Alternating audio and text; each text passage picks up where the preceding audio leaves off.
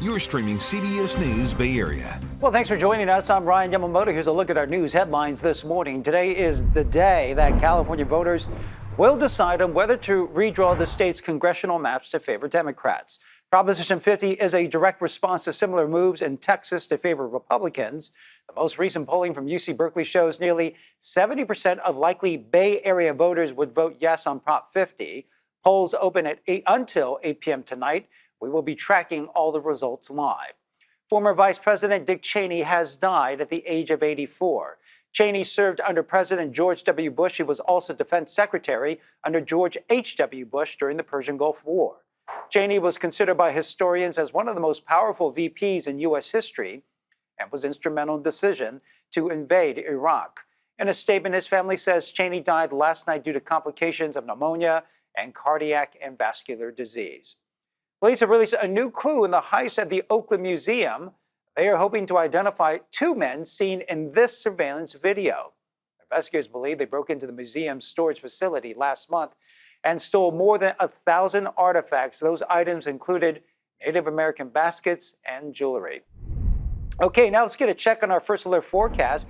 Meteorologist Jessica Birch is tracking the storm moving in tonight, bringing in rain, strong winds, and a chance of thunderstorms. So what you see around me, it's pretty calm for us today. 60s along the coast, 70s in our inland spots, not a lot to talk about. This is that wind advisory that's already issued by the National Weather Service, and that starts at 10 o'clock tonight, and that's going to last until 4 o'clock tomorrow. It's important to note that that is going to remain in effect as we head into the next couple hours, or the next 24 hours. And the reason why I say that is because you take a look at the wind gusts just starting off tomorrow night. Or tomorrow morning, I should say, late tonight, early tomorrow morning. What you're going to notice below me is the fact that as we head into the overnight hours tonight, those winds start to really kick up, especially along our coastal communities.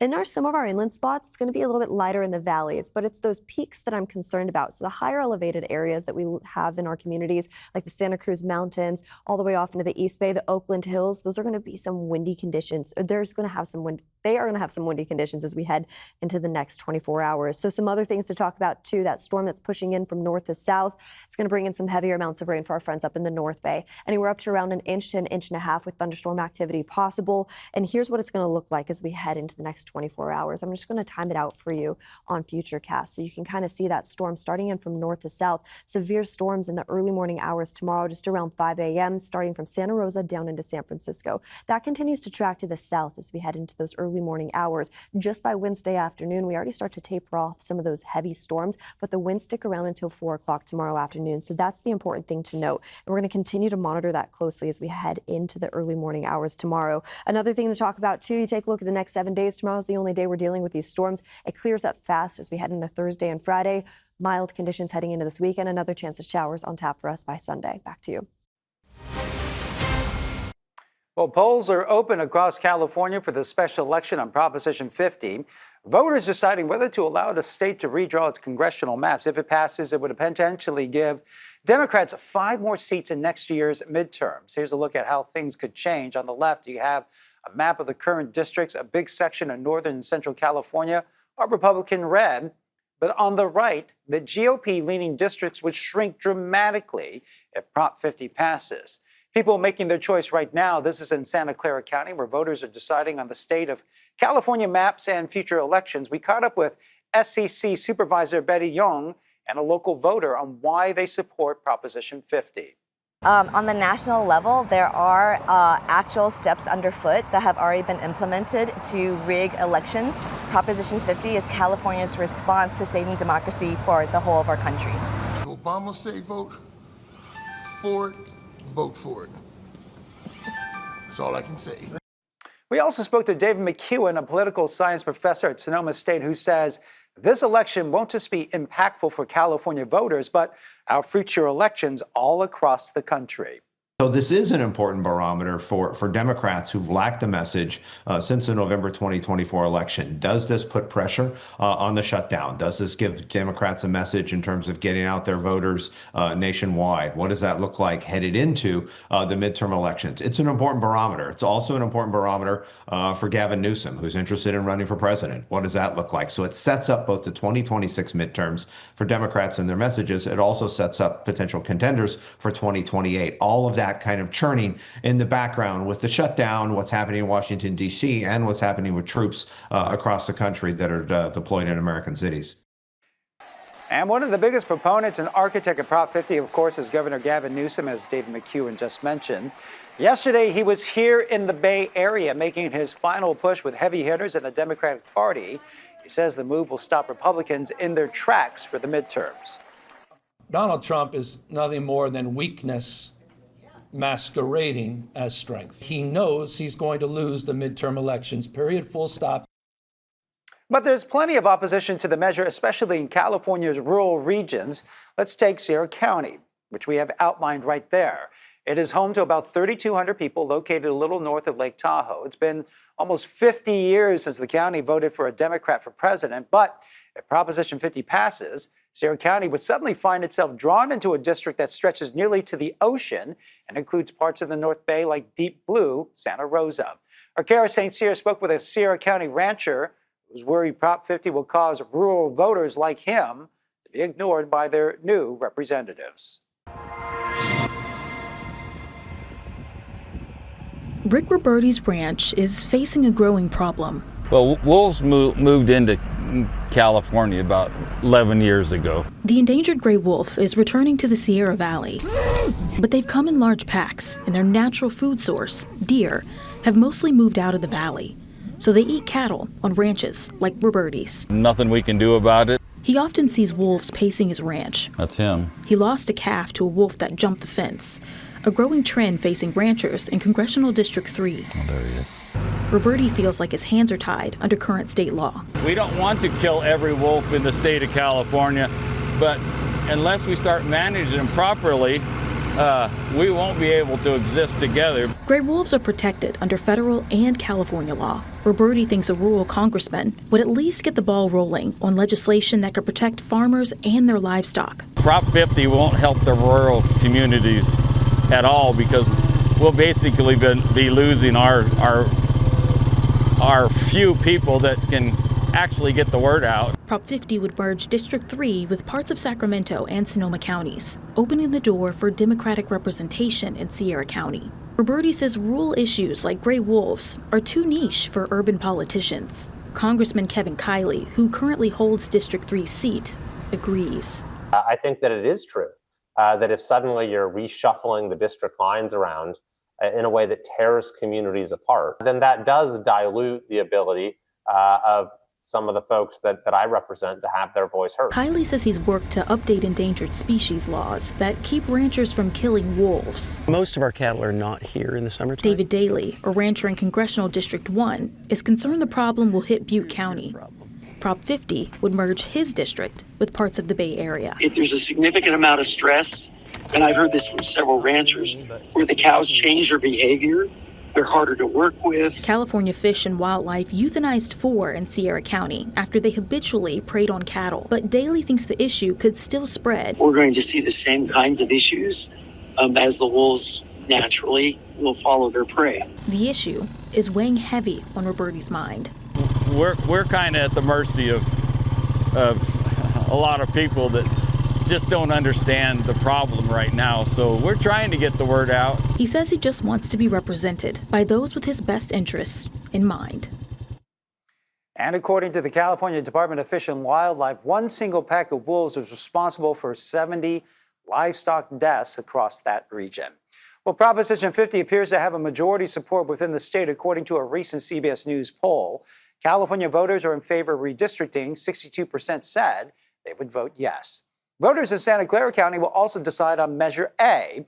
It would raise the county's sales tax for 5 years to offset projected losses from federal budget cuts. Veronica Macias is in Santa Clara with more on voter turnout and reaction. The whole nation really waiting to see what happens with Proposition 50 and the election results here in California. In Santa Clara County, voters have more to consider than the anti-Trump and pro-Democrat measure.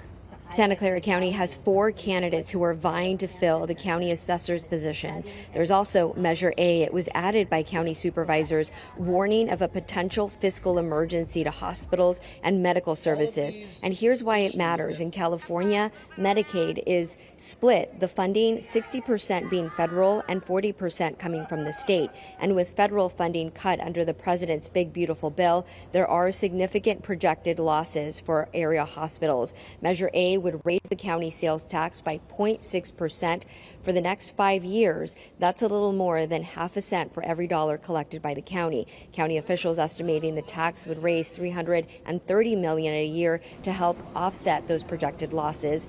Since about 7 a.m., we've only seen a number of voters trickling in, maybe showing that a majority of Californians are voting by mail. So far, just poll workers here setting up tables, preparing for maybe larger crowds. In the evening, we also picked up this sticker, swag for people, saying, "We the people," a reminder of why today is important. And tune in tonight as we bring you election results as they come in. We'll have live coverage starting at 8 p.m. on our primetime edition on Pix Plus 44 Cable 12. You can also watch our live stream on the free CBS News app.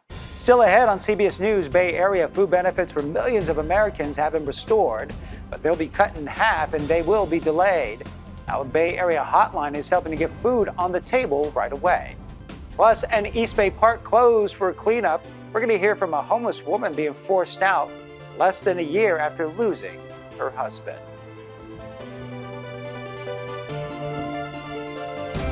Well, it's the calm before the storm today, because once we head into the overnight hours tonight, early morning hours tomorrow, we're in for a heavy storm pushing in from north to south, bringing in winds anywhere up to around 65 miles per hour when it comes to the gust. It's also going to drop our temperatures and bring in some rain for us here in the Bay Area. More impressive rainfall totals for our friends up in the North Bay compared to our friends down in the South Bay, just because that storm's moving in from north to south. But another thing to mention too, all of us are going to get splashed with showers tomorrow, but luckily it dries up fast into Thursday and Friday with partly cloudy skies into the weekend.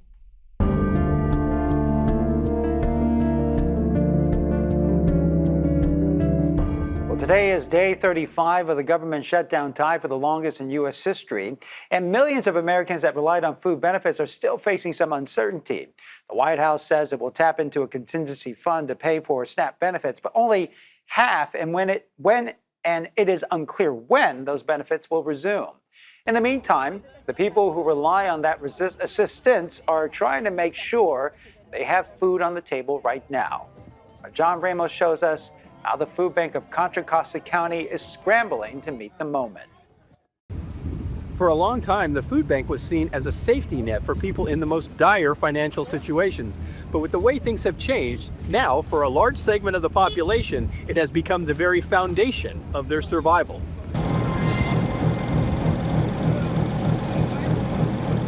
One look at the line at this food distribution in San Pablo reveals how vast the demand is on the food banks these days. We're expecting at least 500 families to come out to our distribution at Contra Costa College. When Gio Donoso opened his food line this afternoon, it was a little hard to believe, but not really very surprising. I think it just speaks about just the current state of people being able to manage and to meet their needs.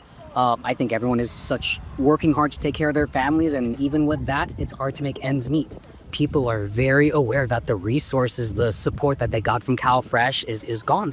And without that type of support, they're gonna have to try and find other ways to feed their families. With SNAP, people get financial assistance to purchase groceries on a debit card.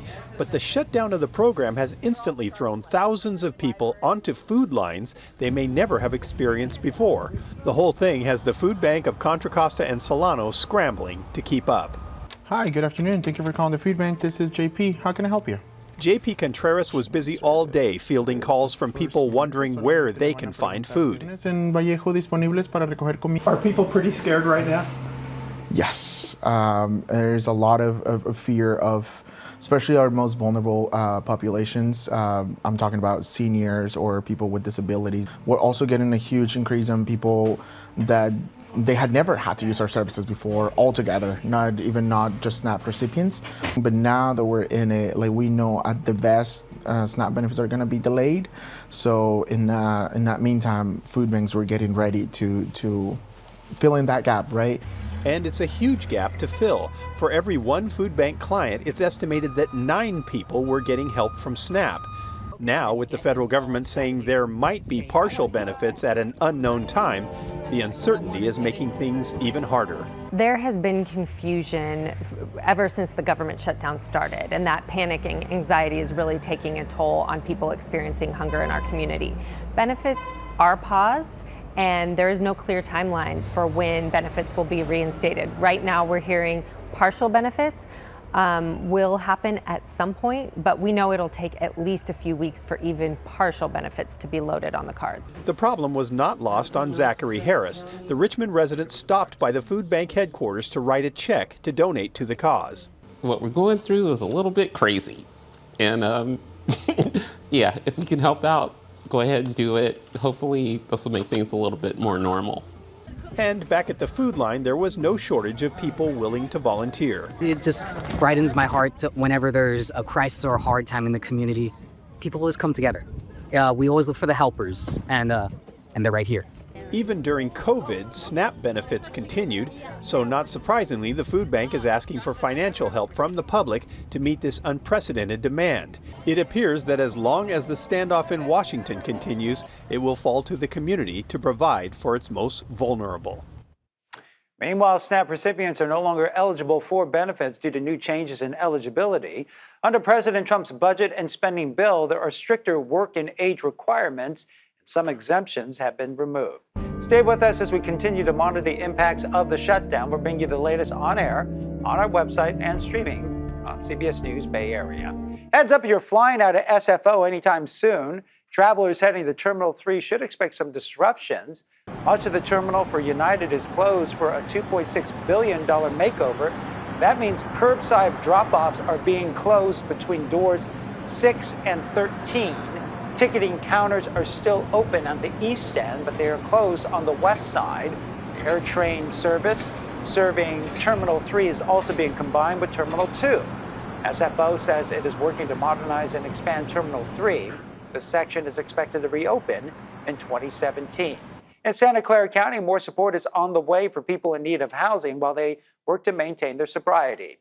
The new overnight shelter will be at the Salvation Army Silicon Valley building on North 4th Street. That is in San Jose's Hensley Historic District. Officials say the shelter will provide 74 beds for unhoused men and women. They will also offer resources to help them find permanent housing. San Jose Mayor Matt Mahan says that is the key to breaking the cycle of homelessness. I personally believe there is a really important role for recovery housing and or sober living environments for those who want to take on their addiction and overcome it, and to set up spaces that are designed and optimized to help people who want that journey to get there is so important. Well, the program boasts a 77% success rate at helping people find and maintain permanent housing. The city of Fremont is temporarily shutting down a park. Crews are clearing it up and cleaning it out. And that means people living in a homeless encampment are being evicted. We're talking about Isherwood Park, that's along Rainbow Lake. Our Kelsey Thord was there as people were packing up their belongings. We have to show up. Yeah, we just have to. I have a bike, so. Veronica Sanchez has lived in the encampment at Isherwood Park for 5 years. For me, I find it peaceful. I mean, I just found it very peaceful compared to all the other sites that are out there. Veronica's been homeless for over 15 years. Many of those spent with her husband, who passed away in February. So it's just emotional, just trying to get things together and just keeping it together. Veronica told me she's leaned on the community she's built at this encampment as she grieves the loss of her husband. She even took in a kitten not that long ago. But just as she was starting to get back on her feet, she learned the city would be temporarily shutting the park down and kicking everyone out. We're all emotional about it. We're all just, distraught because we've been here for a long time. Fremont Mayor Raj Salwan says the temporary closure is a part of a coordinated effort to protect the environment, reduce fire hazards, and restore safe access for all park visitors. There have been complaints about contamination of the nearby creek and fires at the encampment, but Veronica says problems happen everywhere. You know, because just people, and you can't really control everybody or tell everybody what to do, which we try to, but again. Those living in the encampment were offered temporary housing by the city and were allowed to bring up to 2 bins of belongings with them, along with their pets. Still, Vivian Wan, the CEO of Abode, a nonprofit that helps connect the homeless with services, told me she worries clearing the encampment may do more harm to those who live there than good. Moving people without a permanent housing resource is never a good idea. It just makes their homelessness longer. So it makes it harder for them to get housed because invariably they lose belongings along the way. They're harder to find if they're hiding out. Veronica took up the city on its offer for temporary housing. She'll be staying at a motel in town for the next 5 months as a part of Fremont's winter relief program. After that, though, she doesn't know where she'll go. They have you do a goal sheet, so got to meet some goals, and they hope that you meet those goals within that time frame. Like so many who have called this place home for years, Veronica had to leave many of her belongings behind. She filled up her bins, put her cat in a carrier, and set off for the motel, hoping maybe this time will be the final time she'll have to pick up and start over. I have 3 job interviews this week, so it's kind of pushing me to not be so depressed. I mean, even though I am, and I will be about my husband not being around. So it's just emotional. The full park closure will start on November 14th. Still ahead, 2 people killed after a fire tears through a local liquor store. What we're learning about the lives lost. Seeing that just kind of get ripped away is really, really tough, especially when you just saw him and hugged him 2 days ago. It's heartbreaking.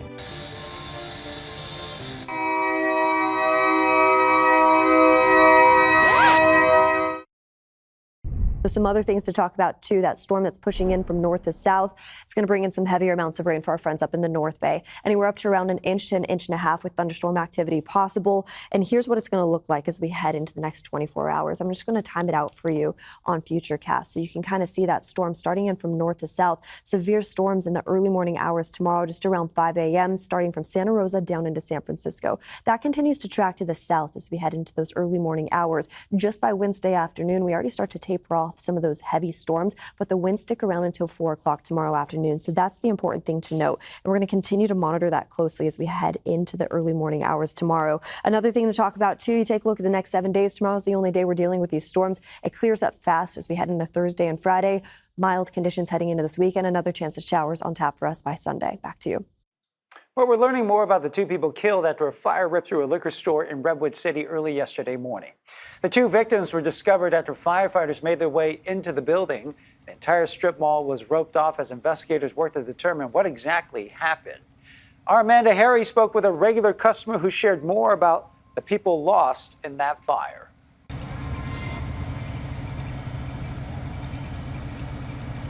An early morning fire claiming the lives of 2 people. Jesse Martin couldn't believe the news. He stopped by Avenue Liquors to see the damage himself. I was just explaining that how crushing this really is because I know he was kind of like the glue, I think, of this whole plaza. Martin says the owner of the store told him 2 people who worked there were killed in the fire, one of which was a man who had become Martin's friend.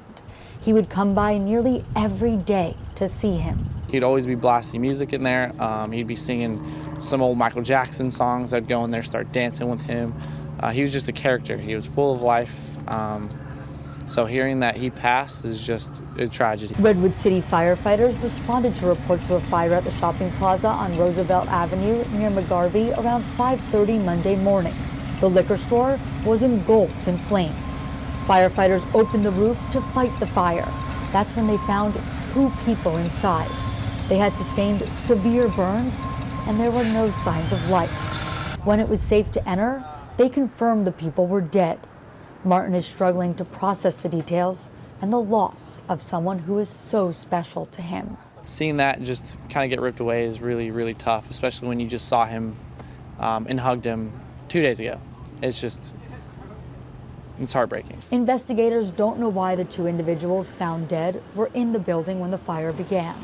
Martin says he just saw his friend on Halloween, and he had a lot he was looking forward to. He has family in the Philippines, and he was supposed to go over next week.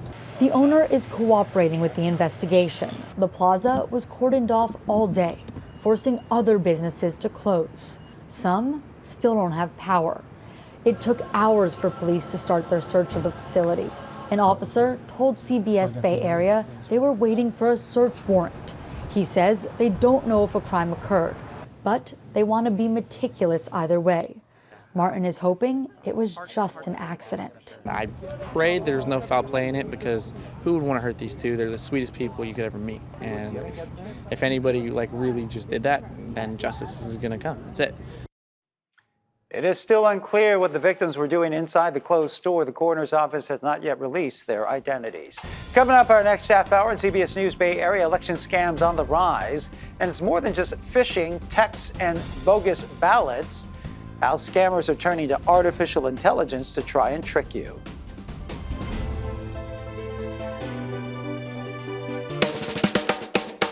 Your community, your news, powered by KPIX. CBS News Bay Area. Watch anywhere, anytime. Stay informed and connected. Trusted local news when you want it. CBS News Bay Area. Watch free on any device. You're streaming CBS News Bay Area. Well, thanks for staying with us. I'm Ryan Yamamoto. Here's another look at our news headlines. It is special election day, and the fate of Proposition 50 is on the line. California voters are deciding whether to redraw the state's congressional maps to favor Democrats.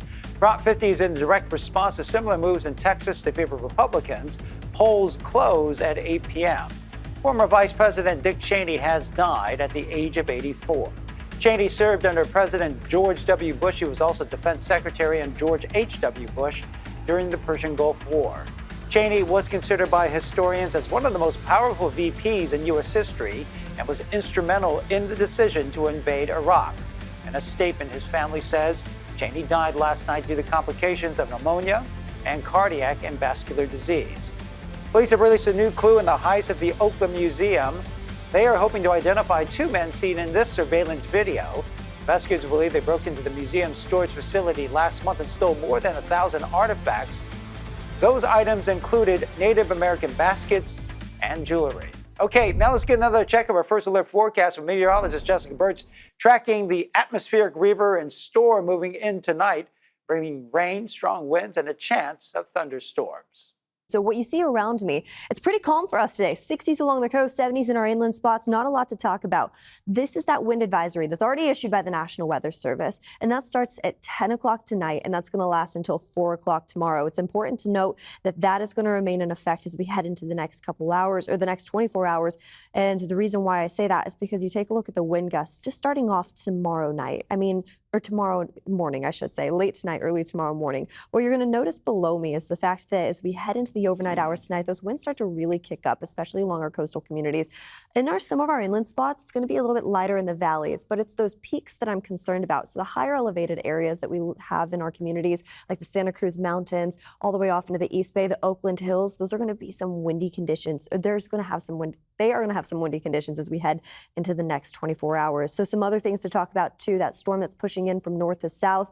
It's going to bring in some heavier amounts of rain for our friends up in the North Bay. Anywhere up to around an inch to an inch and a half with thunderstorm activity possible. And here's what it's going to look like as we head into the next 24 hours. I'm just going to time it out for you on Futurecast so you can kind of see that storm starting in from north to south. Severe storms in the early morning hours tomorrow, just around 5 a.m., starting from Santa Rosa down into San Francisco. That continues to track to the south as we head into those early morning hours. Just by Wednesday afternoon, we already start to taper off some of those heavy storms, but the winds stick around until 4 o'clock tomorrow afternoon. So that's the important thing to note. And we're going to continue to monitor that closely as we head into the early morning hours tomorrow. Another thing to talk about too, you take a look at the next 7 days. Tomorrow is the only day we're dealing with these storms. It clears up fast as we head into Thursday and Friday. Mild conditions heading into this weekend. Another chance of showers on tap for us by Sunday. Back to you.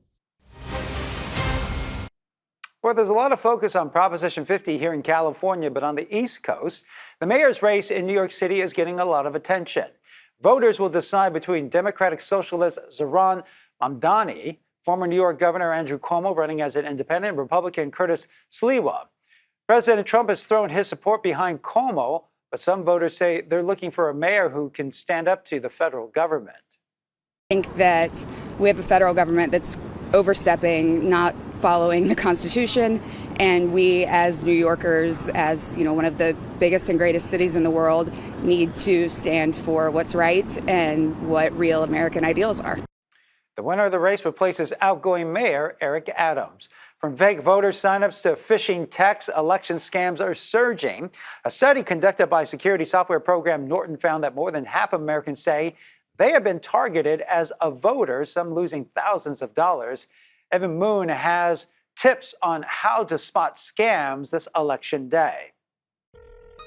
Phony candidate calls and bogus ballots. As voters head to the polls Tuesday, cybersecurity experts warn election scams are on the rise. Every time the phone rings, every time you get a text message, every time you get an email posing to be from any election commission, know that is fraud. Don't trust it.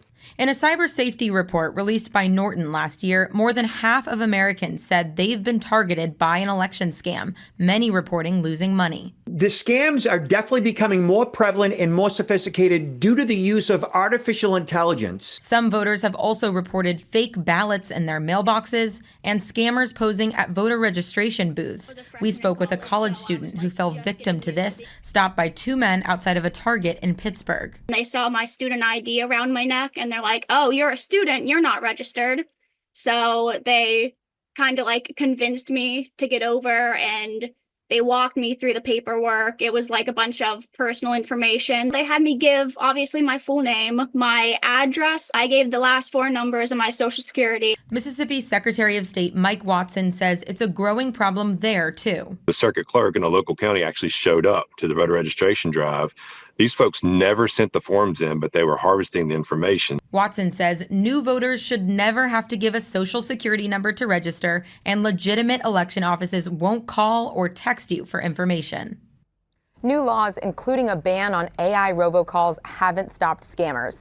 The FTC reported consumers lost $12 billion to fraud in 2024, up 25% from last year. We did ask the FTC about election-specific scams, but they were unable to give us a breakdown due to the ongoing government shutdown. If you receive a suspicious text, call, or fake ballot, or have questions about voter registration or polling locations, contact your state or local elections office. Former Vice President Dick Cheney is regarded as one of the most powerful vice presidents in U.S. history. He served under former President George W. Bush from 2001 to 2009, the culmination of a long and impactful political career.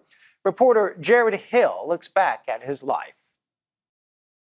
Dick Cheney had been a player in Washington politics for 30 years when George W. Bush tapped him to be his running mate. He really wanted me to come on board because he thought I could help govern, be part of his team. Cheney led the Bush administration in the war against terror following the September 11th attacks and urged military action against Iraq.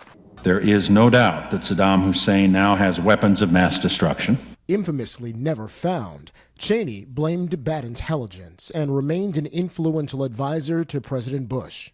Dick Cheney, a man of great integrity, sound judgment, and experience. Richard Bruce Cheney was born in 1941 and grew up in Wyoming. He married his high school sweetheart, Lynn, with whom he had 2 daughters. In Washington, Cheney worked as an assistant in the Nixon White House. He then served as President Ford's chief of staff and won 5 terms as Wyoming's representative in Congress. At age 37, he suffered his first heart attack. That didn't deter President George H.W. Bush from making him Secretary of Defense. Cheney was awarded the Presidential Medal of Freedom for his handling of Operation Desert Storm. He suffered 3 more heart attacks before becoming vice president. In terms of the kinds of activities I can engage in professionally, there are no restrictions. While vice president, Cheney accidentally shot and injured his friend Harry Whittington during a hunting trip, a mishap he called one of the worst days of his life. Dick Cheney came in. Cheney endorsed President Trump in his first campaign, but following the January 6th assault on the U.S. Capitol, he said Trump was a threat to democracy in a video for his daughter Liz's failed re-election campaign for the Wyoming House seat he once held. He is a coward. A real man wouldn't lie to his supporters. Despite the split, President Trump ordered the flag of the White House lowered in Cheney's honor today. In 2010, Cheney suffered more cardiac problems and had a heart transplant 2 years later. Up next, a Northern California man is reliving his story of survival, what kept him going for more than 2 weeks, stranded in the snowy woods of the Sierra. Well, I didn't know if rescue was going to come because actually nobody really knew where I was. Start your day with us and open your world. Time to open up those windows and get this day started. The power of CBS News. It is a historic day in news. Taking you around the globe, across the country. With Federal, live, and into your community. To the South Bay, major changes. And Bay Area weather from a whole new perspective. Let's head underneath this cloud layer. CBS News Bay Area's Morning Edition. Weekdays at 6 on KPIX.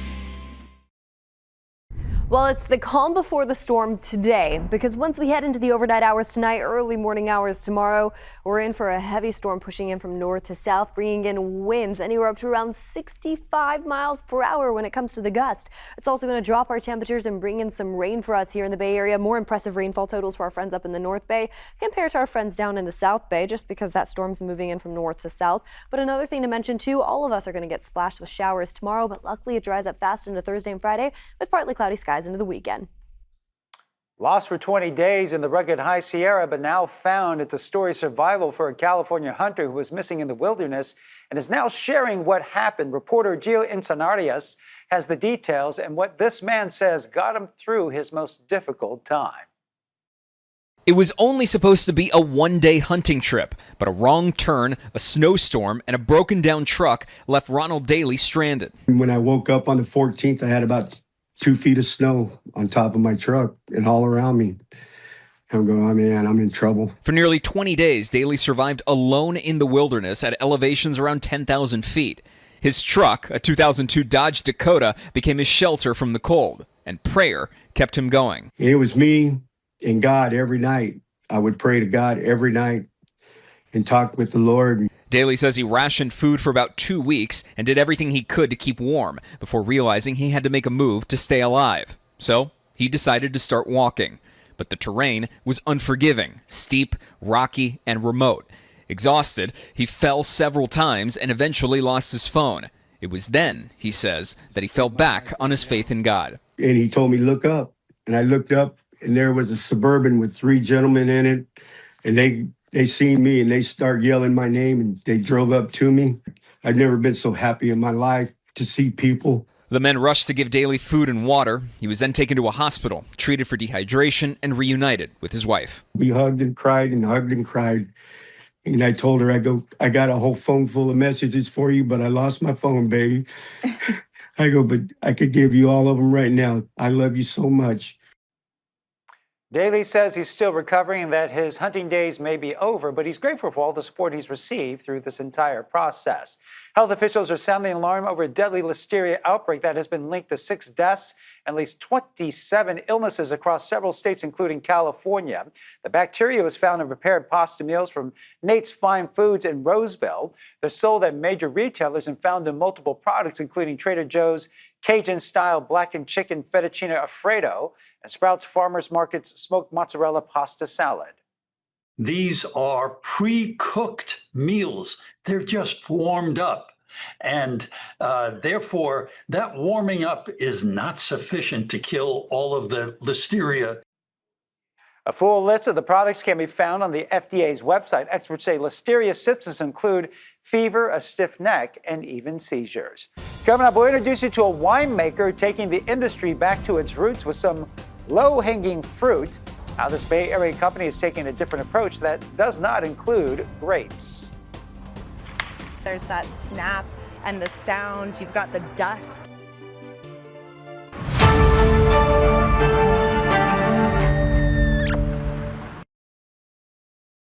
There's some other things to talk about, too. That storm that's pushing in from north to south. It's going to bring in some heavier amounts of rain for our friends up in the North Bay. Anywhere up to around 1 inch to 1.5 inches with thunderstorm activity possible. And here's what it's going to look like as we head into the next 24 hours. I'm just going to time it out for you on Futurecast so you can kind of see that storm starting in from north to south. Severe storms in the early morning hours tomorrow, just around 5 a.m., starting from Santa Rosa down into San Francisco. That continues to track to the south as we head into those early morning hours. Just by Wednesday afternoon, we already start to taper off some of those heavy storms, but the winds stick around until 4 o'clock tomorrow afternoon. So that's the important thing to note. And we're going to continue to monitor that closely as we head into the early morning hours tomorrow. Another thing to talk about, too, you take a look at the next 7 days. Tomorrow's the only day we're dealing with these storms. It clears up fast as we head into Thursday and Friday. Mild conditions heading into this weekend. Another chance of showers on tap for us by Sunday. Back to you. Well, it's been a tough harvest season in wine country after a cooler summer, labor shortages, and tariffs. But some winemakers are taking a much different approach. Our Itai Had follows a group collecting forgotten fruit around the Bay Area, proving there is more to wine than that what hangs on the vine. In the land of high tech, Daniel Goldberg is going for the low-hanging fruit. But there are these feral fruit trees, I like to call them, that grow pretty much everywhere. With a bounty destined to be forgotten, Goldberg started picking. At first to make jam, but then he decided to branch out, launching a company called Feral Ecology that turns that overlooked produce into natural wine and hard cider.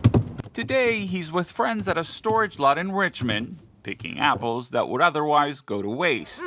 Taylor Elnicky says there's nothing quite like the fruit of your labor when it's picked right off the tree. There's that snap and the sound. You've got the dust. Eli Utney, who lives on the property, says it's a win-win. Daniel gets his apples for free, and he doesn't even have to be sneaky about it. And the owner doesn't mind? They love it. They need it. We messaged them earlier today, and they're like, yes, please take the apples. Those apples will be cleaned, crushed, fermented, and bottled, part of a growing movement taking root across the country. In 2024, the global natural and organic wine market hit $12 billion. People are returning back to those roots of how wine really started. John Keller, the owner of Noise Cellars, a natural winemaker, says it's younger drinkers who are driving the trend as they look for flavor and sustainability. But he adds that natural wines can sometimes be as quirky as they are unpredictable. Flaws can be, some volatile acidity. It can be some, mousiness that's common in it. As for Goldberg, his apple cider won't be ready for a couple of months. So instead, we tried his prickly pear wine. Oh, wow. As the saying goes, the apple doesn't fall far from the tree, especially if Daniel Goldberg is there to pick it. And if you're wondering, a bottle of Daniel's wines can run up to $30 a pop, but people who donate the fruit or help out get it for free. His star was on the rise on Bridgerton, but now Wicked and Jurassic World actor Jonathan Bailey is People magazine's sexiest man alive for 2025. Bailey called it an honor of a lifetime. The star has a standout year for Emmy nods to blockbuster roles. He has spoken openly about being a gay actor and founded the Shameless Fund, which helps support the LGBTQ+ organizations, and says he hopes to use the spotlight to support more LGBTQ+ causes. Well, thanks for streaming CBS News Bay Area. I'm Ryan Yamamoto. We'll be right back with your first alert forecast and a look at your top stories.